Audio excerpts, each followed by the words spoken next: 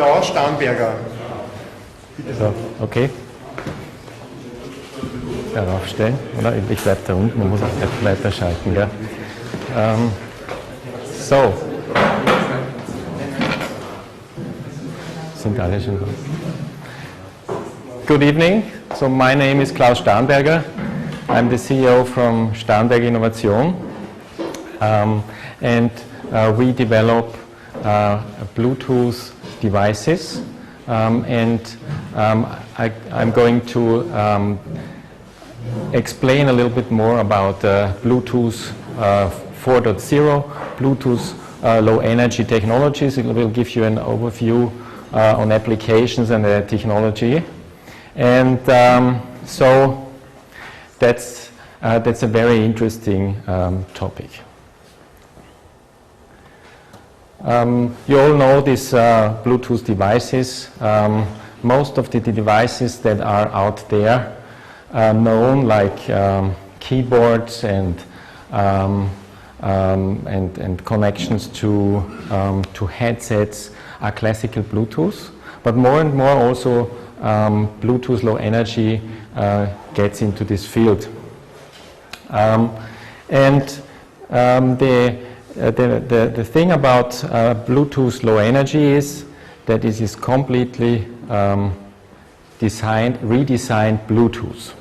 It's not just a little bit the same Bluetooth with requiring less power. It's actually a redesign and has the same name, but it has also interoperability, and I will get to this point where interoperability is. So I should get up there. Okay. So then I probably put my PC here. Then I can forward the slides. That's how.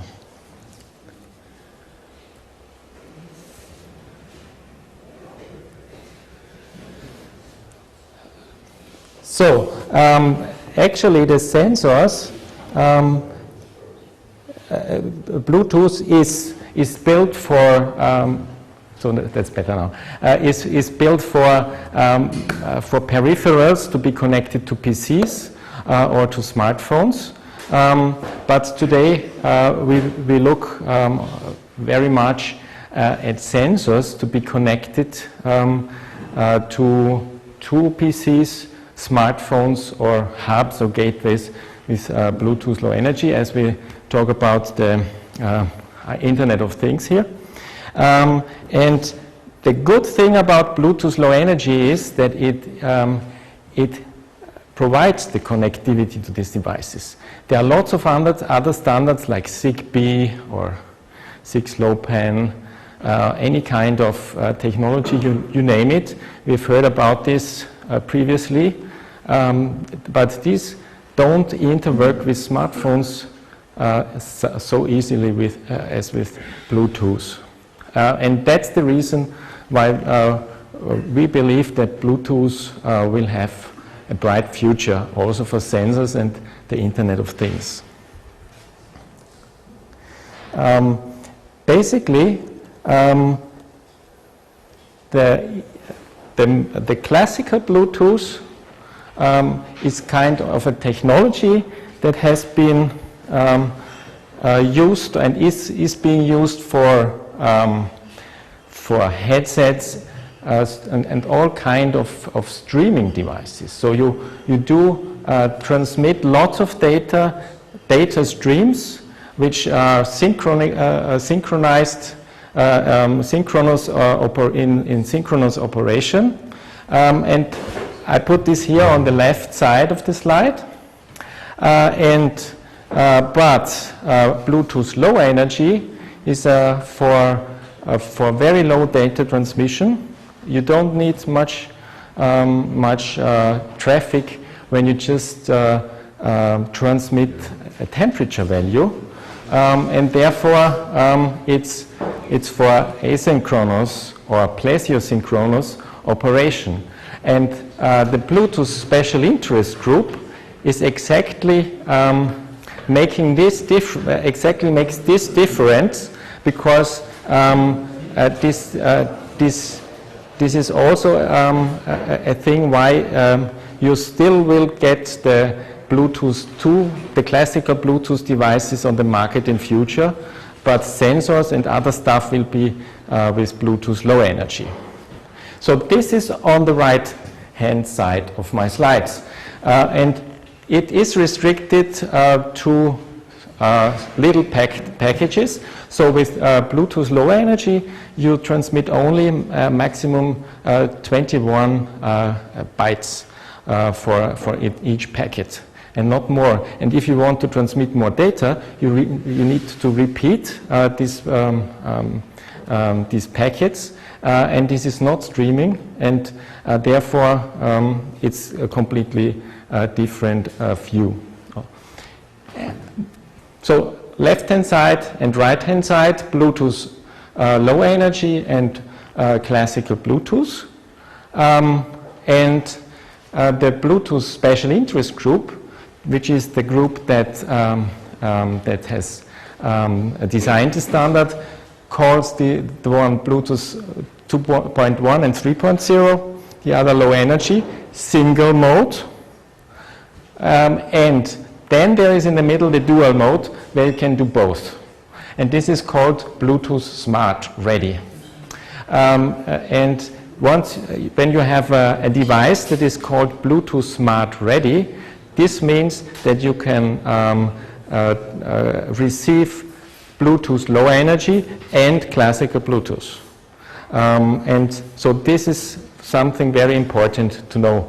If you only have single mode Bluetooth Low Energy, then you just communicate in the right part and neglect anything else. And if you want to do very low power systems, and this means that you want to survive with a coin cell for months and years, then you just use the low energy part. You don't care about the other Bluetooth stuff, because this consumes a lot of energy. So let me give you an overview on the stack of Bluetooth. And of course, the dual mode, this has the name Bluetooth 4.0. And this is for the dual mode. So the stack consists of the link controller, the physical layer, link layer, host controller interface. This is classical architecture. Then you have the host layer with L2 cap, and the most important part is the attribute protocols and the GATT. And then there are services and profiles. And for Bluetooth Low Energy, you can easily deploy services and protocols. You have various protocols, and you can design your profiles yourself. This is quite some, you need some experience with this, but with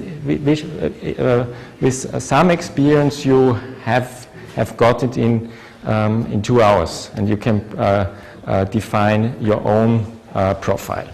What are typical profiles? Profiles, you know, temperature profiles, heart rate profiles for these little heart rate belts, or then there are human interface devices like keyboards. This is a special profile. Then simple RC for simple remote control, special profile. And you name it, lots of protocol. Or proximity profile is quite some interesting one. That's the stuff you attach on your bag. If you lose your bag, then the connection is interrupted and an alarm goes off. So this is this proximity applications. This is an own profile. So this gives a lot of flexibility to developers. Because with the classical Bluetooth, you are limited to what is offered in the standard, and with the Bluetooth low energy and 4.0 standard, you have these profiles.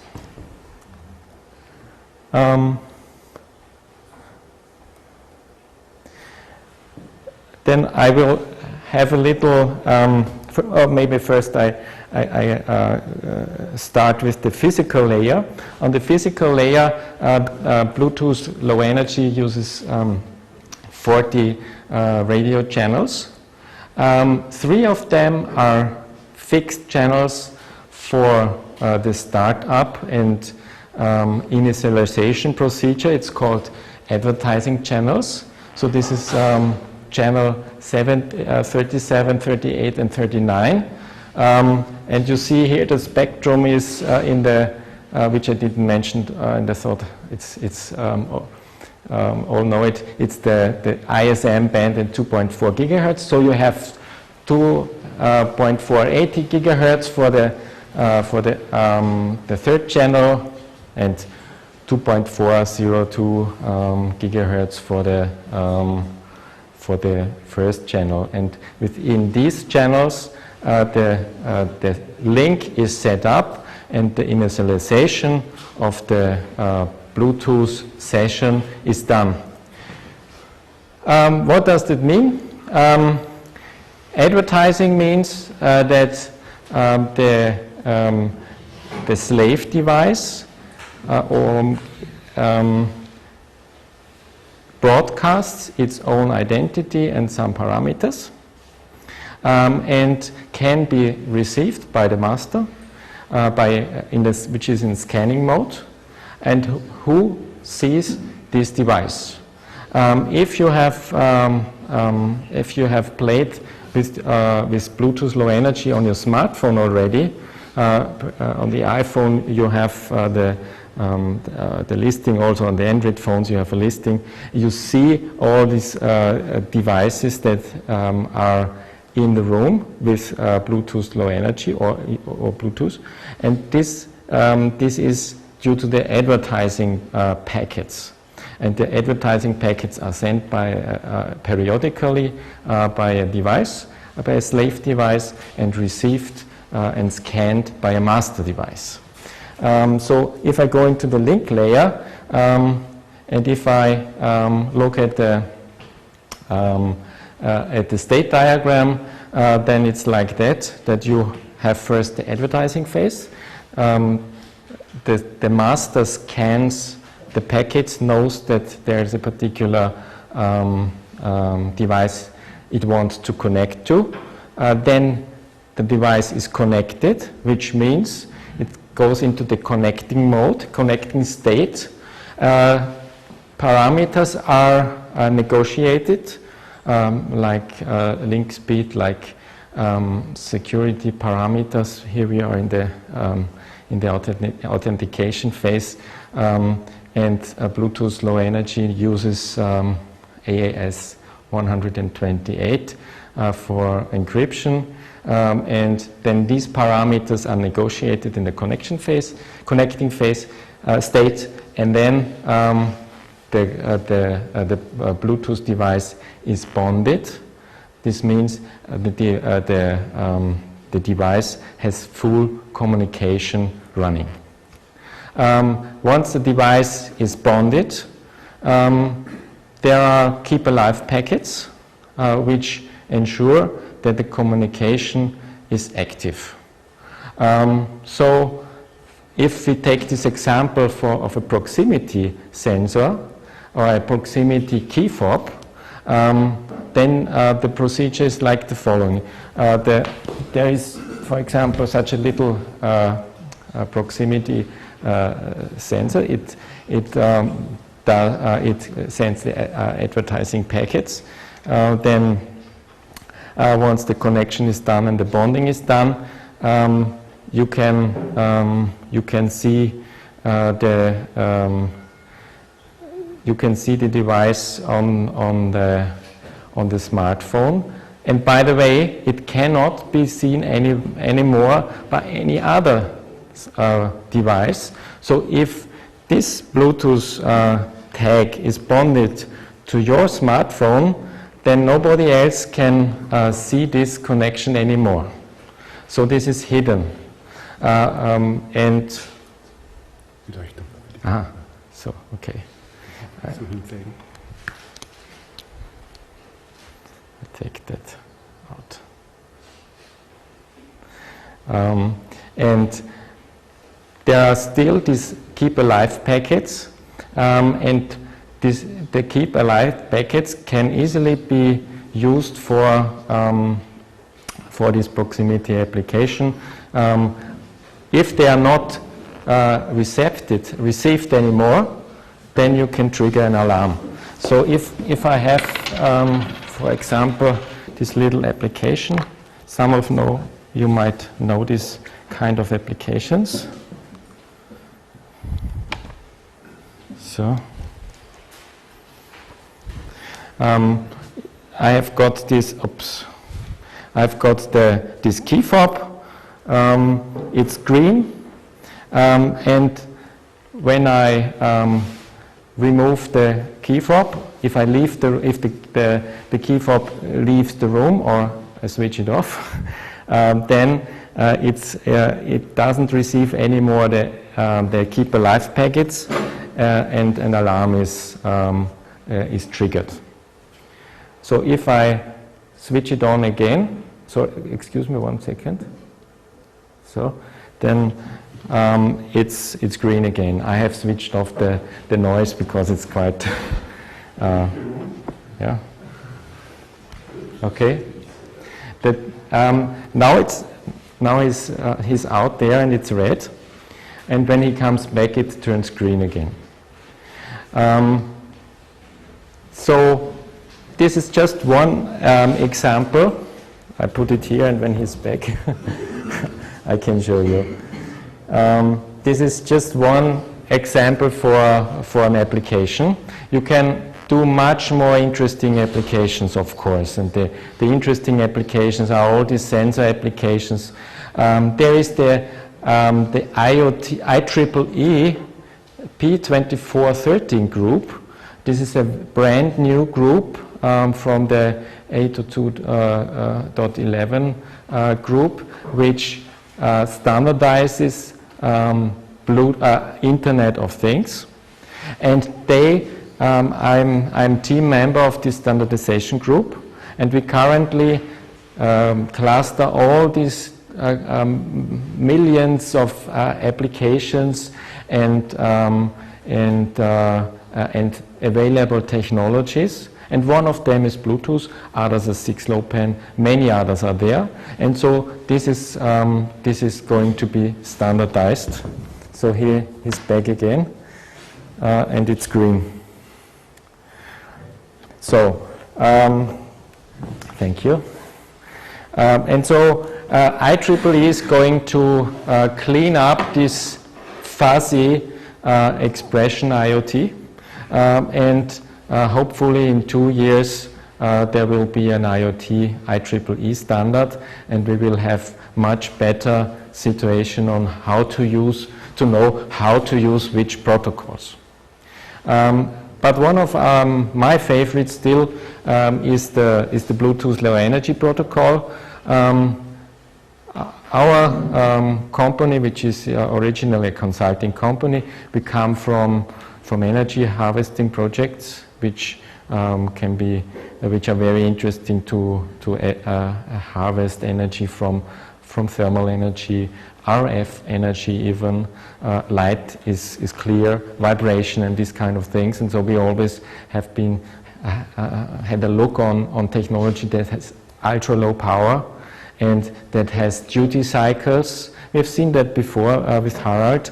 And we do duty cycle design, which means that we design very carefully how much energy you can use for a particular event.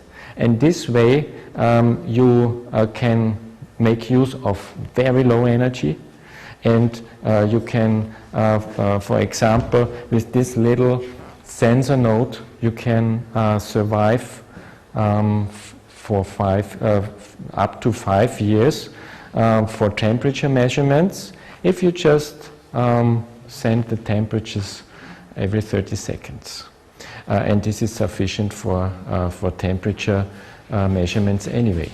So you can imagine that this is a big step ahead in what we have seen so far, because you just put these little devices anywhere, and then you can measure particular parameters, or depending on which kind of sensors you have on board. Yeah, okay. Then I just want to continue with some numbers, some figures.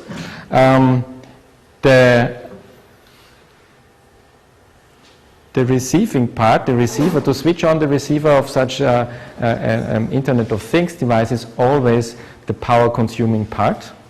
So receiving signals you can do below 15 milliamps. New silicon, which is going to be on the market soon, will even be below that, but around 15 milliamps, that's state of the art currently. And transmitting needs a little more, needs a little less, and so you can transmit for with 10 milliamps.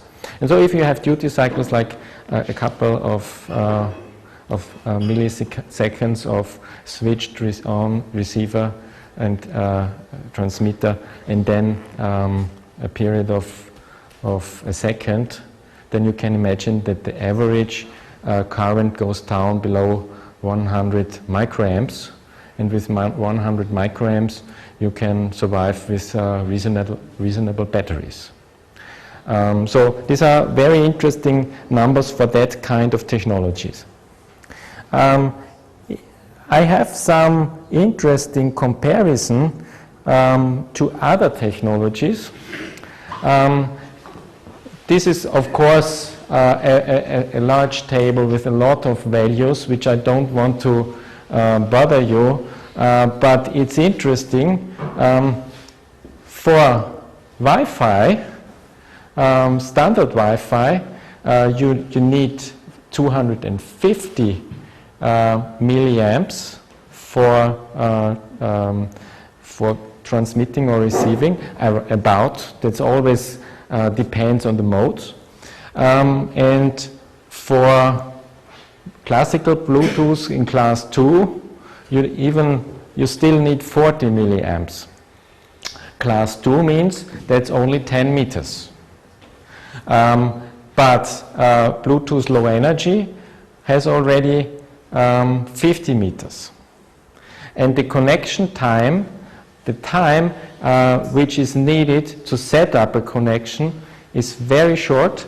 You have only 6 milliseconds, whereas a classical Bluetooth procedure takes much longer. Perhaps some of you know these applications of the digital signage screens in the city on railway stations. They used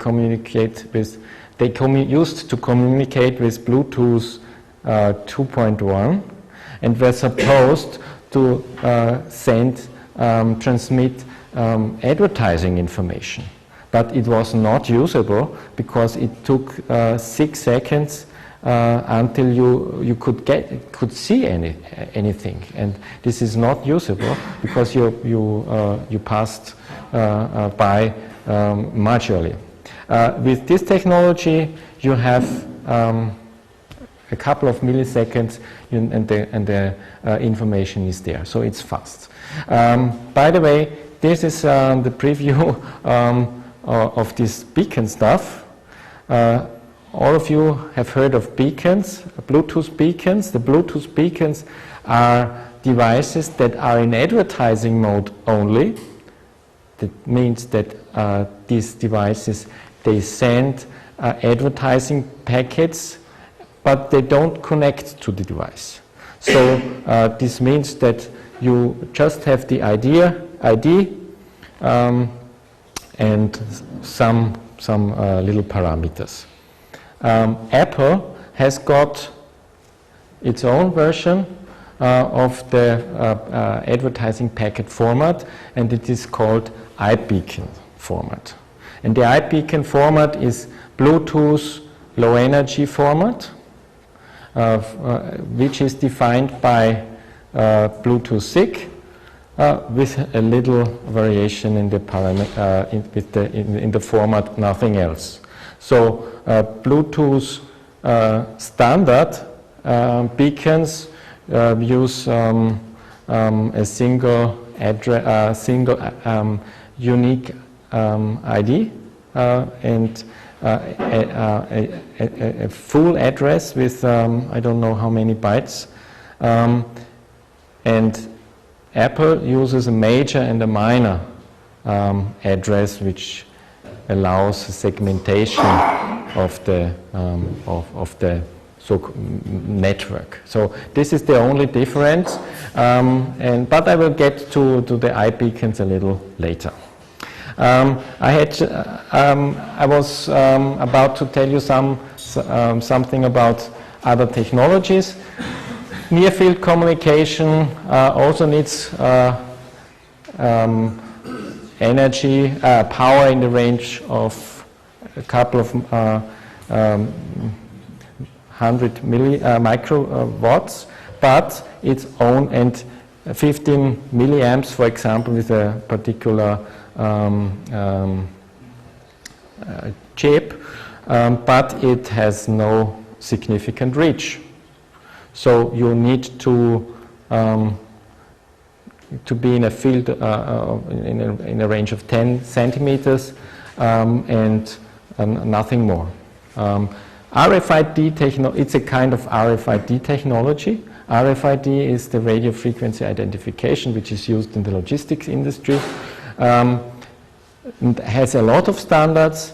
You can bridge also bigger distances with that technology, but still you need big antennas, much power, and it's not that easy to connect with or to read out sensor data from active RFID tags with this RFID antenna remotely at a distance of 10 meters. But with Bluetooth Low Energy, it's not a problem. This little device that we have designed, this has a reach of 48 meters, and it's not the end of the technology. But with RFID technology, you are pretty limited in reach. There are also some other parameters or some other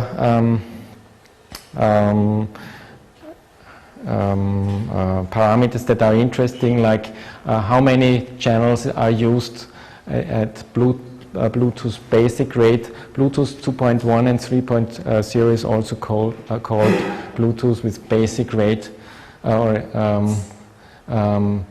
BR EDR, and this uses 79 channels. Bluetooth uses only 40 channels.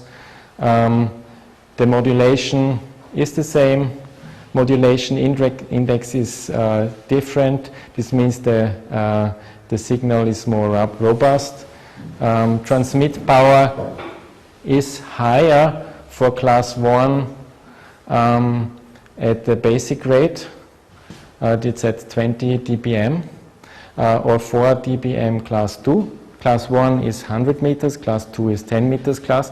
When you buy a Bluetooth stick, which you attach to the PC, a USB stick, then it's 10 meters, it's class 2 only. Most cases. You can buy particular long reach class 2 devices, but what you normally get is class 2 only. It's very important to know, because when you play around with this technology, for example, you have you do your own application on the PC with a Bluetooth low energy stick. then and you use this sensor which has a reach of 48 meters, then you are still limited to 10 meters due to this USB Bluetooth stick. So you definitely need something with a better antenna gain, better design, better power, transmit power. So this saves you a lot of time to remember that in your practical experiments and projects. So, as always in wireless technology, these range measures are varying, have a big variety in terms of, it's not that accurate. Wireless technology is always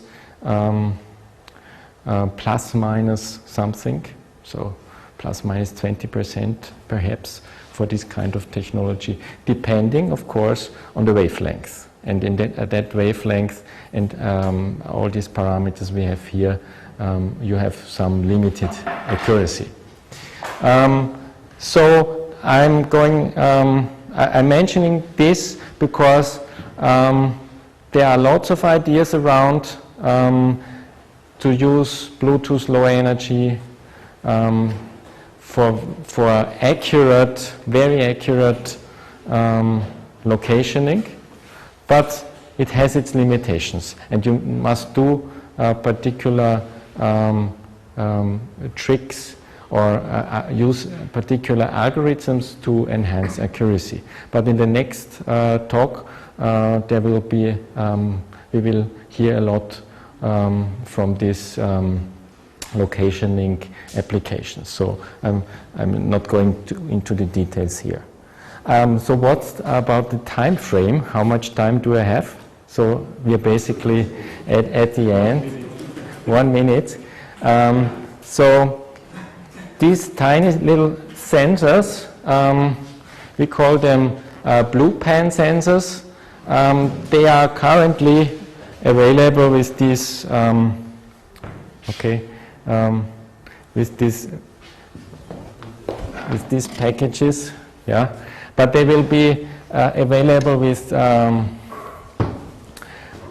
growth connectors pretty soon. So in fall, these will be available as the blue pan sensors with the connectivity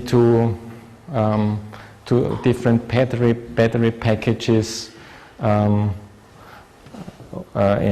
these kind of things. So also important to know is that many applications, I could talk about these hub and gateway applications as a next step, but this takes another hour. So I just want to mention that it will be very interesting to use, for example, Raspberry Pi as a hub to collect sensor data, to connect, to bond to particular sensors in a room, in a building, for home automation, whatever, and put it into some housing, and you can put it on the wall, and this is the gateway to the internet. And we have realized some applications like temperature measurement applications. This is a sensor, a particular sensor, which I just made a screenshot in the afternoon today. So you see August 13th, 15 hours, it's the value just on the right. This sensor is exposed to the sunlight, so you can see that the heat of the sun changes periodically, and so I have the ups and downs here.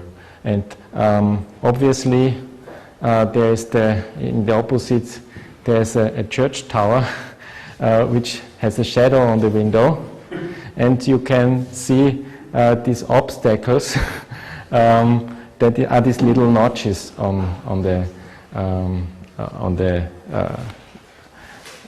diagram. So it's pretty accurate. But there are lots of other examples, of course, that are possible.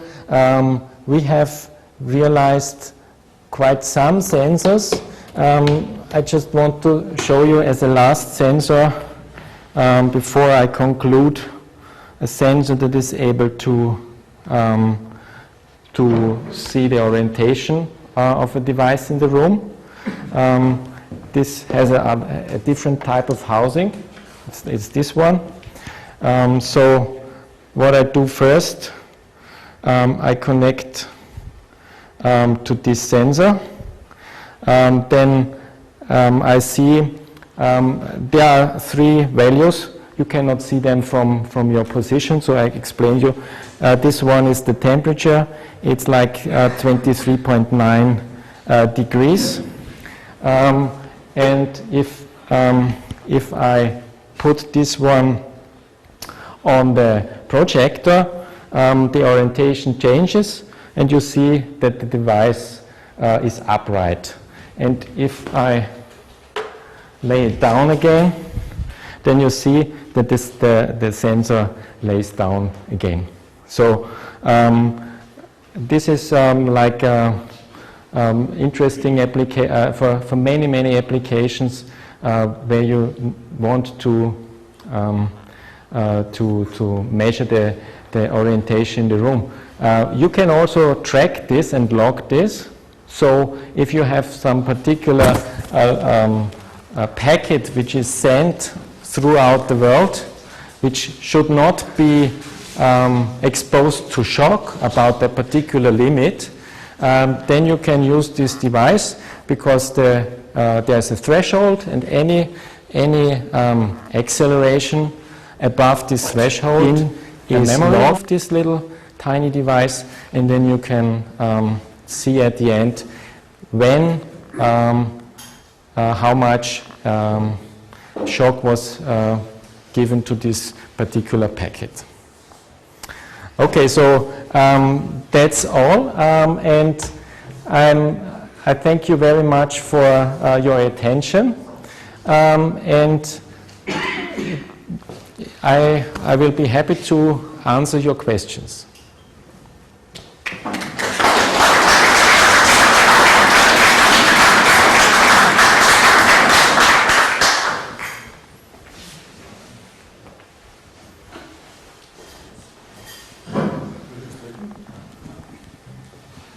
You mentioned before that you are part of a standardization committee, IEEE. I hope you enjoy standardization like I did. Could you tell us a little bit more about the scope of this standardization group? What kind of IoT they are covering? It's a project that has been started very recently.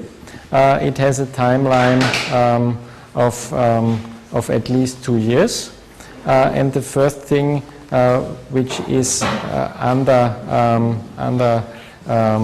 development right now, this is the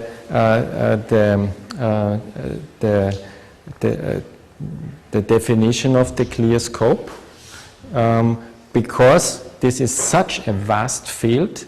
The intention is to define particular areas of application and to define particular solutions for these particular applications.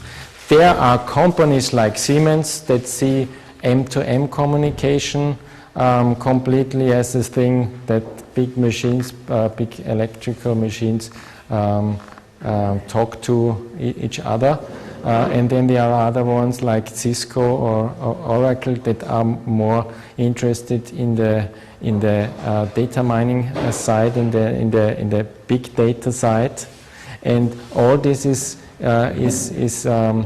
going to be segmented and clustered. must say.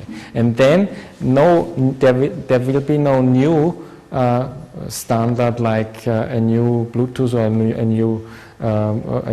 new Zigbee or whatever. All these standards, this will not be reinvented. It will be kind of umbrella where you can see this application is useful. For this application, it's useful to use this standard. I have two small questions. First, how much is such a blue pen beacon? And the second one is, what about security? It's very simple to fake a unique ID major minor, so is there some idea of implementing a security level in Bluetooth LE? Once you are bonded, then you have an added security layer, and you cannot interfere. But only with advertising. But in the advertising, before you have the bonded connection, it's open.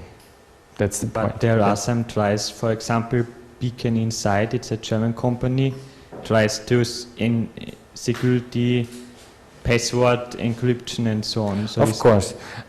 So it's a possibility to use encryption already for the standard parameters, so that only those who can have the keys can read that. So, but this is going to be developed. It's not there yet, and I'm with you. This will be a very interesting and important feature. This gentleman had the question at the previous speech, and so this will be very, very important to have solved. I completely agree. Yeah? So, danke Klaus für den tollen Vortrag. Könnte man die Fragen hinten beantworten in der Pause, weil wir haben überzogen schon, dass sich das in die Länge zieht. Okay. Danke. Danke.